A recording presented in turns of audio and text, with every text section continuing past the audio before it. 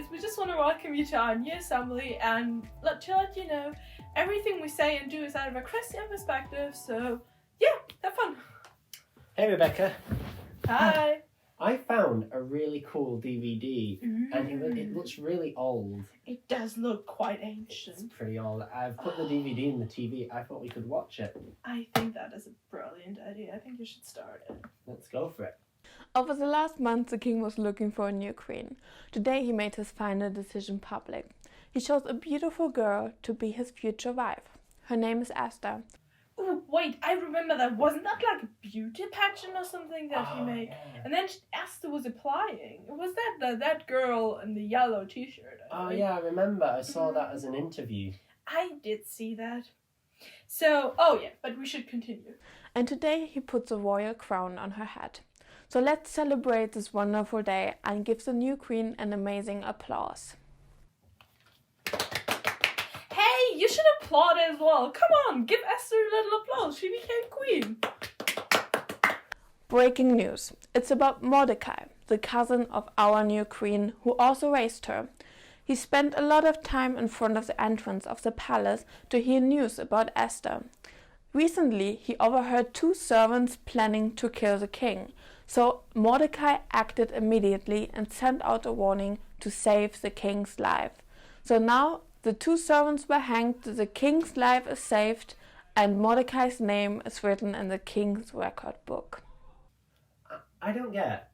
What is that record book? Yeah, so basically the kings in those times, they wrote like already their history books. Like they wrote all the history of their country and their like monarchs and everything.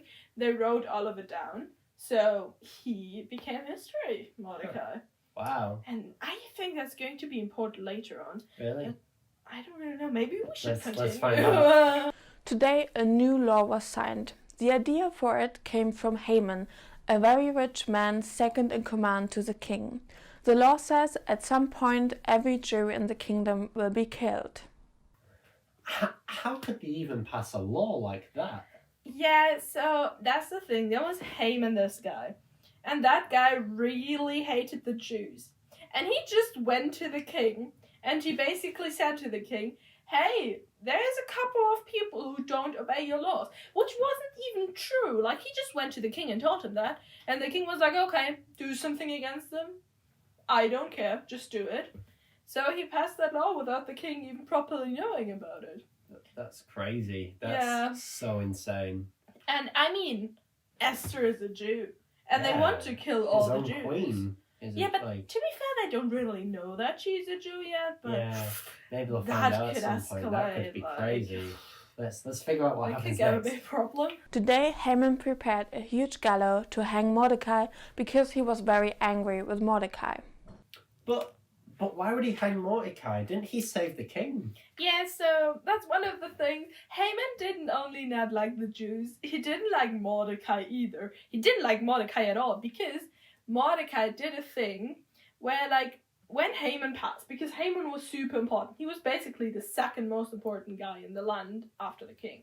So when Haman passed, normally people would bow down, but Mordecai didn't. He was like, I don't bow to you, I only bow to God. So he didn't, and that made Haman furious. So he was just like, that guy is not respecting me, that guy is not obeying him, so I'm gonna kill him. That's crazy. Yeah, that's like, that sure guy is intense. Wrapping my head around all of this. Oof. I want to see what happens now. Yesterday the king couldn't sleep well, so he read in the court records and saw that Mordecai was never rewarded for saving his life. So this morning the king asked Haman, what shall be done for a man that the king wants to honor? So I think when the king calls Haman, Haman must have thought that he would be the person to get honored. Because he's the second to the king, and maybe he thinks, oh, I've done so much great things, the king should definitely honor me. But I think it's not actually Haman. Maybe we should continue and see who it is. Oh. We may be in for a surprise. Originally, Haman went to the king to ask for a permission to hang Mordecai, but now he decided to focus on the question first that the king asked him. Haman answered, go and give this man the royal crown and the king's robe and sets his man on a horse. Command a royal prince to lead this person through the whole city for everyone to see. So the king told Haman, go and do this for Mordecai. That must have made him furious. Must have. Imagine you come to the king. First of all, you come to him in the middle of the night. You just like wake up and the king's like, and you go there in your pajamas, and then he's like, I want to honor someone. You're like, yeah, oh man, that's me. I'll say him something really cool so he does it with me. Plot twist. It's not you. It's your enemy. That's emotional. That's really like, that's a bummer for him. Especially because he was the person who led him through the whole town, the whole city. So this is a very insane story. I imagine because he's been angry with Mordecai earlier already, now he'll hate him completely, like more than he already does. I mean, he already wants to kill him, so let's hope that he like does something. Well, I hope he doesn't die. This was a great story about Esther. Wait, that is the end? That's weird, and I mean, there's still like a law that all the Jews should be killed, and we don't even know whether Mordecai survives it, because Haman wants to kill him, and everyone is in danger. Yeah, especially because, like, Esther's a Jew, like... Yes, and she's in the palace, and Haman is in the palace, imagine that. I can't wait to find out what happens next. Oof. Yeah, but Story's actually, going on. because Esther's in the palace, maybe that's like a good thing, because she could talk to the king and tell Yeah. him about the law. But spoiler alert, I think I heard back then you didn't just go and talk to the king. Like, that wasn't just a thing, but I guess we'll find out next But time. maybe that's where God placed her, to Maybe. stop that. Maybe God had a big plan with her. Do you think that? I think so. Well, I'm so Yeah. excited to find out. I am. So, I think that God has a plan with Esther, and I think that God sometimes has a plan with us as well. Yeah. So I want to find out how it ends with Esther. So I just want to pray with us. Yeah, Father, thank you that you have a plan for us, and that you had an amazing plan for Esther, and that you just put her into that position when everything is like in danger and everything could go wrong, that you can give her the opportunity to do everything right.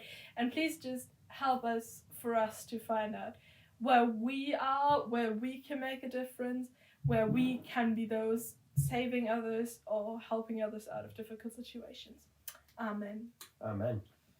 So thank you for joining us for today's assembly, and over this next week we want to encourage you to take all the opportunities that come up and just see where that leads you, because God does amazing things.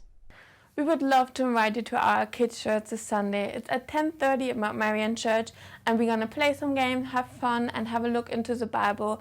We can't wait to see you there. Bye!